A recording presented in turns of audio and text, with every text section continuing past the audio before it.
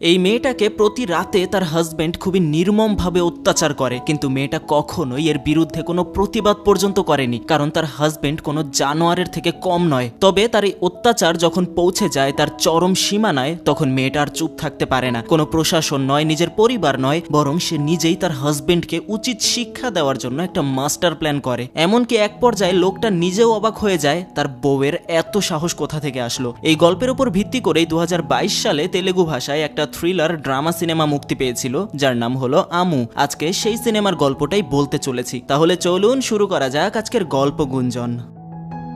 এই গল্পটার শুরু হয় এক নবদম্পতির সুখী দাম্পত্য দিয়ে। মেয়েটার নাম আমু আর ছেলেটার নাম রাভি। রাভি একজন পুলিশ অফিসার। বিয়ের পর দুজনের জীবন যেন পরিপূর্ণ ভালোবাসায় একদম ভরে ছিল। রাভি আমুকে আদর স্নেহে যত্নে একদম ভরিয়ে রাখে, আর আমু সেও তার স্বামীর জন্য যেন প্রাণ উজাড় করে দিতে পারে। তারা একসাথে নতুন একটা বাড়িতেও উঠে পড়ে। সেই বাড়ির পাশেই থাকতেন এক মহিলা, তার নাম লেনি, যিনি পরে আমুর ভালো একজন বন্ধু হয়ে ওঠেন। একদিন আমু ঠিক করে সে রাভিকে একটা সারপ্রাইজ দিবে। নিজের হাতে রান্না করে সে রাভি যেখানে কাজ করে অর্থাৎ পুলিশ স্টেশনে, সেখানে লাঞ্চ নিয়ে হাজির হয়। রাভির চোখে তখন ভালোবাসার ঝলক, সে খুশি হয়ে যায়। এমনকি আম্মু অনেকদিন ধরে একটা সেলাই মেশিন চাচ্ছিল তার কাছে, তাই রাভি অফিস থেকে ফেরার পথে নিজের হাতে সেই সেলাই মেশিন কিনে এনে আম্মুকে উপহার দেয়, যাতে সে ঘরে বসে কাজ করে নিজের কিছু আয় করতে পারে। আম্মু খুশিতে রাভিকে আই লাভ ইউ বলে। এভাবেই তাদের সম্পর্ক যেন স্বপ্নের মতো এগোচ্ছিল। কিন্তু গল্পের বাঁক আসে পরদিন থেকেই। রাভি অফিসে এসে দেখে এক মেয়েকে নির্মমভাবে পিটিয়ে আহত করা হয়েছে। তার হাজবেন্ড এই কাজ করেছে। এই ঘটনা তার মনে এতটাই প্রভাব ফেলে যে সে সবার সামনে বলে ওঠে আর কোনো মেয়ে যেন এমন অত্যাচারের শিকার না হয়। সে এর ব্যবস্থা নেয়, আর সন্দেহজনক কাউকে দেখলেই থানায় আনতে বলে। এদিকে আমু তখন বাড়িতে বসে সেলাইয়ের কাজ করছে। হঠাৎ করে রাভির ফোন আসে। তার গলার স্বর একদম বদলে গেছে। সে চেঁচিয়ে বলে, তুমি কোথায় গেছো? কার সঙ্গে ঘুরছো? হ্যাঁ, আজকে আমার জন্য খাবার আনোনি কেন? আমু অবাক হয়ে যায়। সে শান্তভাবে বলে, তুমি তো বলনি আজকে খাবার আনতে, তাই বানাইনি। রাভি তাকে ধমক দিয়ে বলে, তাহলে কি আমি না খেয়ে মরবো? সবসময় কি আমাকে বলতেই হবে? এই কথা শুনে আমুর মন খারাপ হয়ে যায়। তবুও সে রাগ না করে ভালোবাসা দিয়ে রান্না করে দ্রুত পুলিশ স্টেশনে পৌঁছে যায়। কিন্তু এখানে ঘটে নতুন একটা ঘটনা। রাভি খাবার খায় না, বরং অদ্ভুতভাবে বলে, তুমি আমাকে ক্ষমা করে দিও আমু, আমি তোমার উপর অনেক অন্যায় করেছি। আজ আমার জন্য খাবার এনে তুমি অনেক বড় উপকার করলে।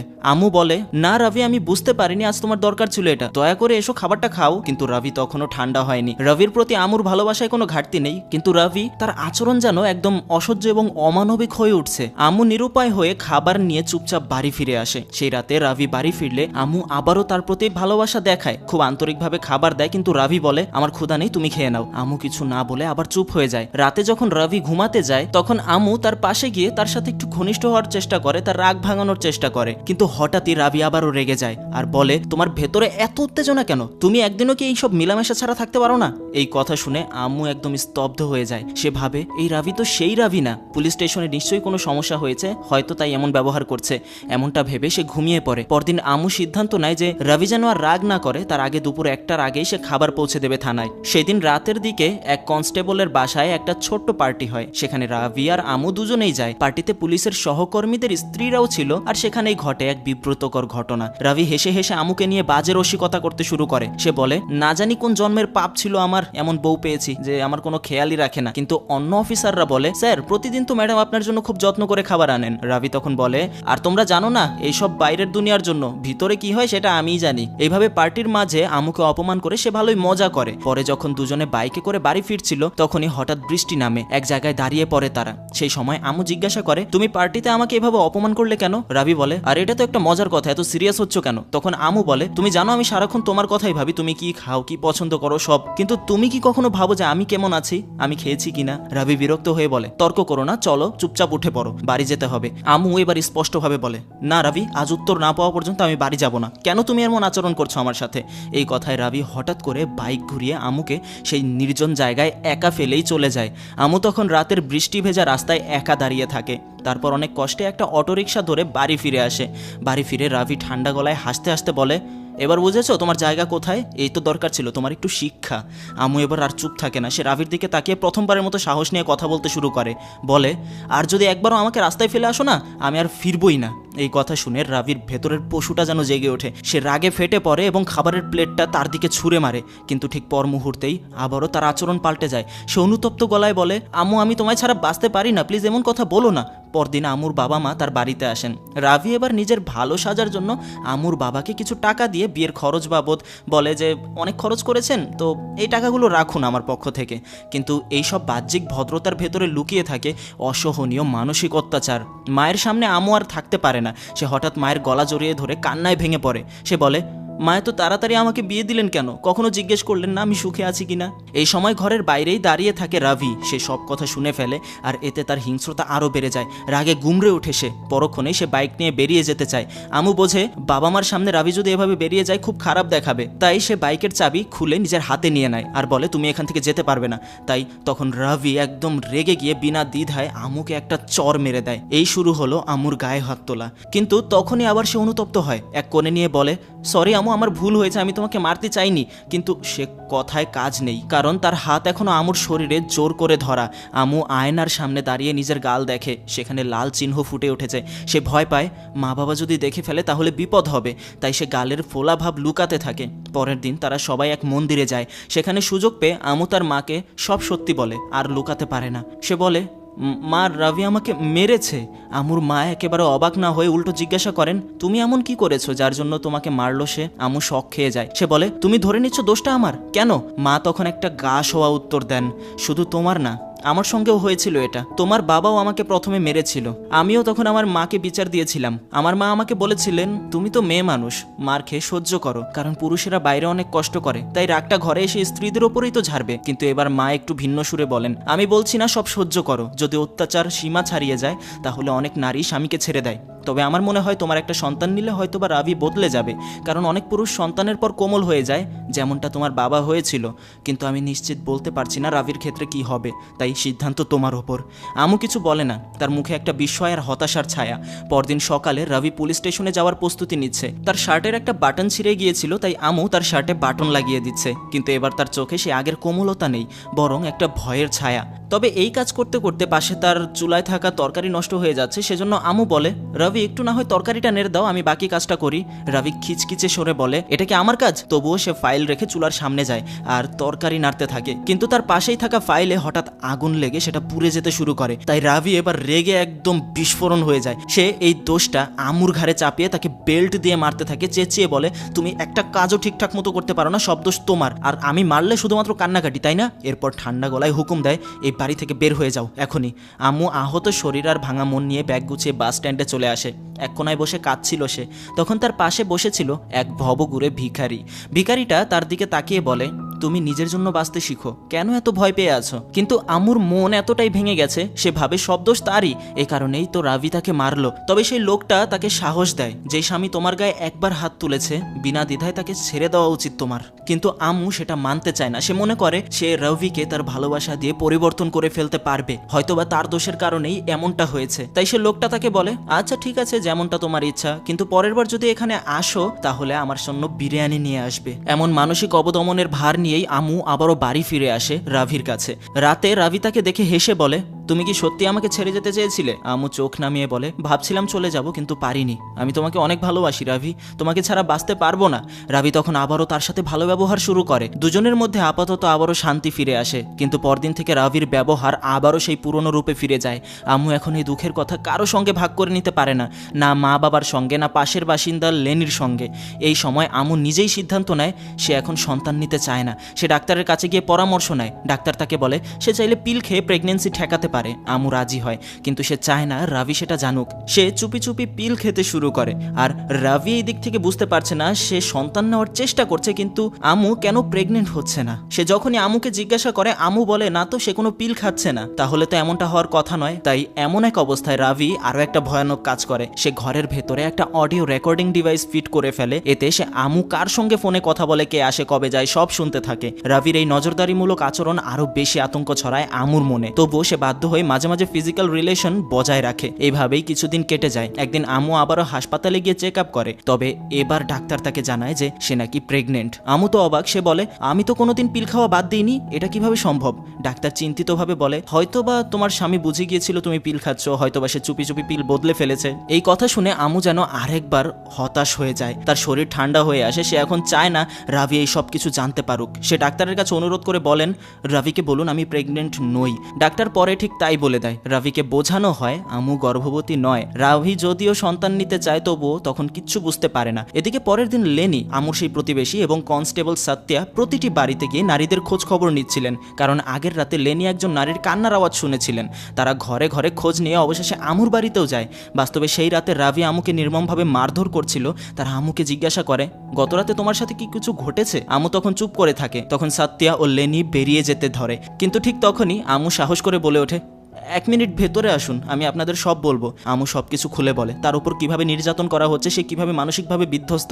আজকে প্রথম সে সাহস নিয়ে সবকিছু তাদেরকে খুলে বলে, সব অভিযোগ তাদেরকে জানায়। তখন কনস্টেবল ইকবাল এসে বলে, ম্যাডাম আপনি আইজির কাছে যান, অভিযোগ করুন, উনি আপনার পাশে থাকবেন।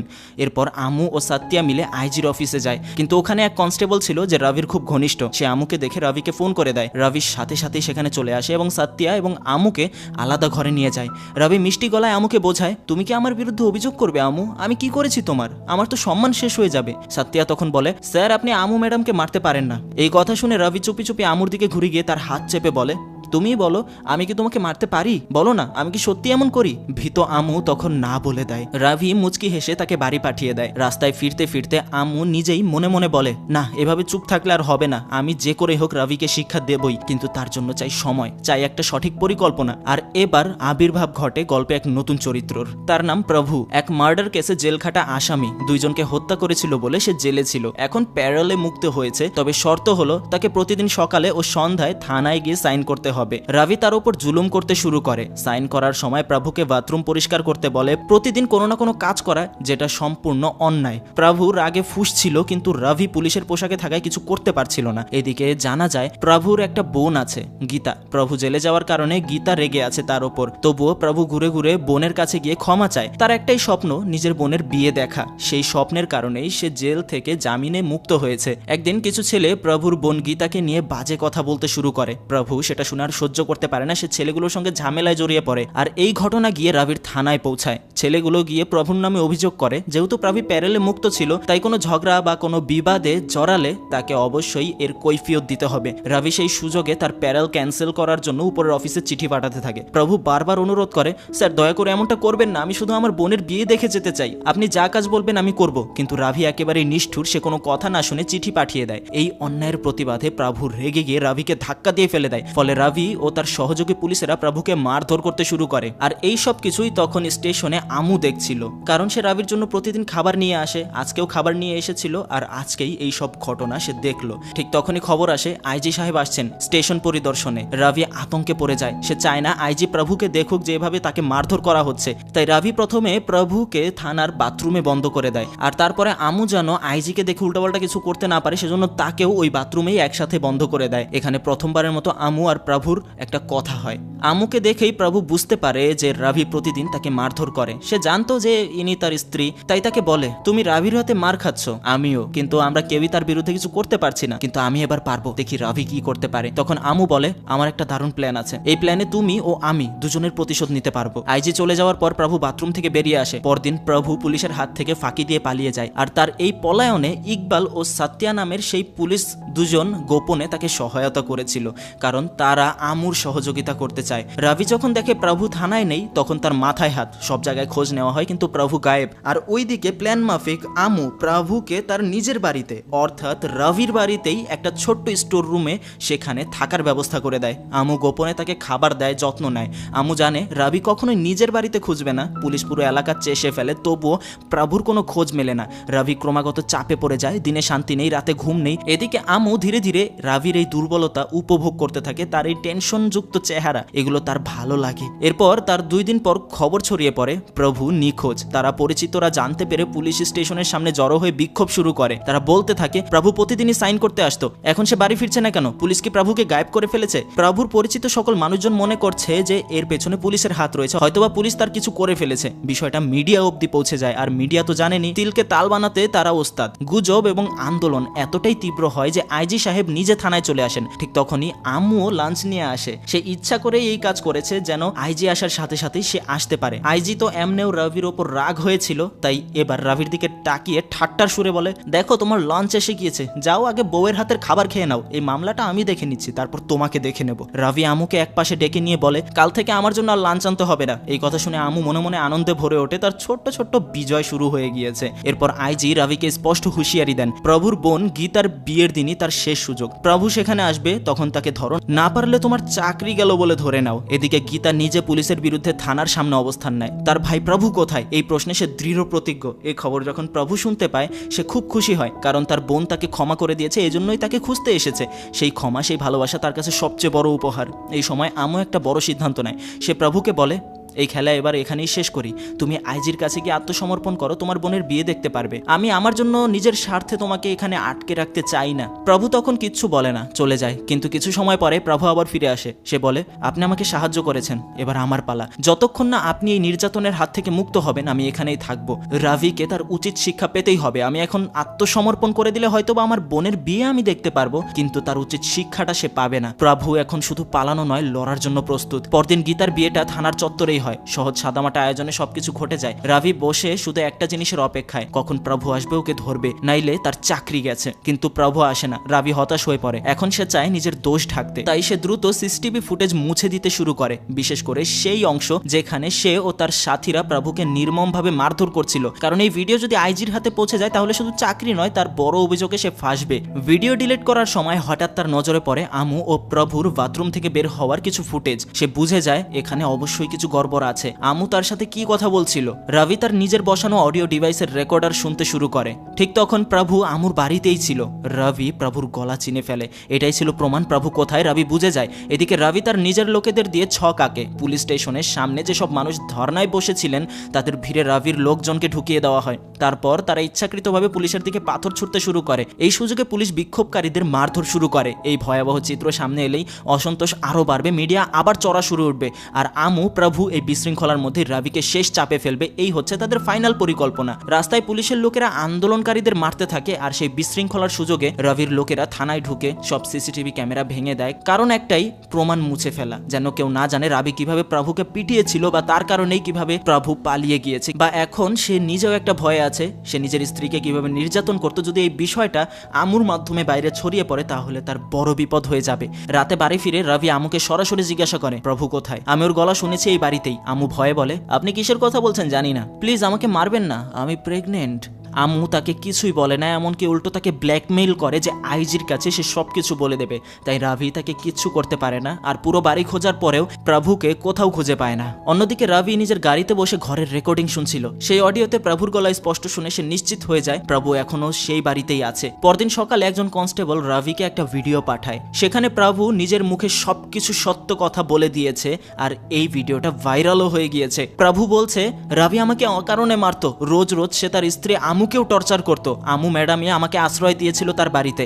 আমি এখন স্বেচ্ছায় আত্মসমর্পণ করতে চাই আইজির কাছে। এমনকি রবির আরো কিছু কুকীর্তি সে ওই ভিডিওতে এসে বলে দিয়েছে। আর এই ভিডিও দেখে রবি দেখা করতে আসে আমুর সঙ্গে। কিন্তু এবার আমু আগের মতো ভয় পাওয়ার মেয়েটি নয়। সে চোখে চোখ রেখে বলে, তোমার হাত থেকে বাঁচতে আমি এখন ডিভোর্স চাই। আরো বলে, একটা ভিডিও করো যেখানে তুমি স্বীকার করবে কিভাবে তুমি আমাকে মারতে, মানসিকভাবে অত্যাচার করতে। রবি তখন রেগে একদম ফুঁসে ওঠে, আর রাগের মাথায় উল্টাপাল্টা বলতে শুরু করে, তোকে আমি মেরেই ফেলবো, তোকে আমি এখানে মেরে তারপর আমি ঘর থেকে বের হব। এমনকি রাগের মাথায় সে সবকিছু স্বীকারও করে সে কিভাবে তাকে টর্চার করতো, এবং তাকে যে এভাবে মারার হুমকি দেয় এই বিষয়টাও একদম সরাসরি সে তাকে বলে ফেলে। কিন্তু ঠিক তখনই সে টের পায় আমু রবিরই বসানো সেই ডিভাইস দিয়ে সেই স্বীকারোক্ত রেকর্ড করে নিয়েছে, পুরো ট্র্যাপ বসিয়েছে সে। এমনকি সেটা শুধুমাত্র অডিও রেকর্ড নয়, ভিডিও রেকর্ড সহ। এরপর রবি পৌঁছায় আইজির অফিসে, কিন্তু প্রভু ও আমু ইতোমধ্যে সেখানে উপস্থিত। রবি হাত জোর করে মিনতি করে, আমার ক্যারিয়ার নষ্ট করে দিও না প্লিজ, আমি শেষ হয়ে যাব। আম্মু এবার শান্তভাবে বলে, আমি যখন তোমার কাছে গিয়েছিলাম তোমার পায়ের কাছে বসে পড়েছিলাম, আমাকে মেরো না, ভালোবাসো। তুমি কি করেছিলে? মেরেছিলে আমাকে। আম্মুর চোখে তখন কোনো ভয় না, শুধুমাত্র ঘৃণা, শুধু তীব্র প্রতিবাদ। ঠিক তখনই আইজি অফিস থেকে বের হয়ে আসেন। আম্মু সাহস নিয়ে সব বলে ফেলে, কিভাবে সে প্রভুকে আশ্রয় দিয়েছে, কিভাবে রবি তাকে টর্চার করতো, সবকিছু তার সামনে তুলে ধরে। শেষে আম্মু রবির দিকে তাকিয়ে বলে, তুমি জিজ্ঞেস করেছিলে না আমি কি তোমার উপর কমপ্লেন করব? আজ আমি তোমাকেই জিজ্ঞেস করছি, বলে ফেলো সত্যি কি তুমি আমাকে আমাকে মারতে, অত্যাচার করতে? স্বীকার করো। রবি তখন একদম চুপ, তার বুকের ভেতরে থাকা সব অহংকার, পুরুষত্ব, ক্ষমতা সব একদম চুপসে যায়। আমু রাবির বিরুদ্ধে তার নিজের রেকর্ড করা সব কথা আইজিকে শোনায়। তখনই সকলের সামনে রাবির আসল চরিত্রের মুখোশ খুলে যায়। অবশেষে পুলিশ কর্তৃপক্ষ রবিকে সাসপেন্ড করে দিয়ে তাকে জেলে পাঠিয়ে দেয়। অন্যদিকে প্রভুর প্যারেলও বাতিল হয়ে যায়, সে আবার কারাগারেই চলে যায়। তবে তার সাজা খুব তাড়াতাড়ি শেষ হবে। আর এদিকে আমুর জীবনে শুরু হয় নতুন এক অধ্যায়, একটা মুক্ত নতুন জীবনের প্রথম সকাল। বাকি জীবন সে তার বাচ্চাকে নিয়েই বেঁচে থাকতে পারবে। সে আবার সেই বাস স্ট্যান্ডে ফিরে যায় যেখানে তার প্রথম পরিচয় হয়েছিল সেই দরিদ্র ভিখারির সাথে। এবার আমু তার হাতে এক প্লেট বিরিয়ানি দিয়ে তাকে ধন্যবাদ জানায়। আর এখানেই শেষ হলো আজকের গল্প। তা গল্পটা কেমন লাগলো কমেন্ট করে জানাতে পারেন। আর সত্যি বলতে সাংসারিক জীবনে এরকম অনেক পরিবারকে দেখা যায় যাদের মধ্যে প্রতিদিনই বাদ বিতণ্ডা লেগেই থাকে। ঘরের বউকে এভাবে অত্যাচার করা, এগুলো আসলে বাংলাদেশের পরিপ্রেক্ষিতে এগুলো অহরহ দেখা যায়। হয়তোবা আপনি যে ভিডিওটা দেখছেন আপনার জীবনেও এরকমটা থাকতে পারে, আমি হয়তো জানি না। তাই কমেন্ট বক্স আছে, শেয়ার করতে পারেন আপনার সাথে ঘটে যাওয়া কিছু ঘটনা। সিনেমাটা থেকে শিক্ষা নিতে পারেন, সহ্য করার একটা লিমিট আছে। আর এই যে স্ক্রিনে আরো একটা ভিডিও ভেসে উঠেছে, চাইলে দেখতে পারেন ক্লিক করে। অবশেষে গল্পটা আপনি এই পর্যন্ত দেখেছেন, সেজন্য আপনাকে অনেক ধন্যবাদ।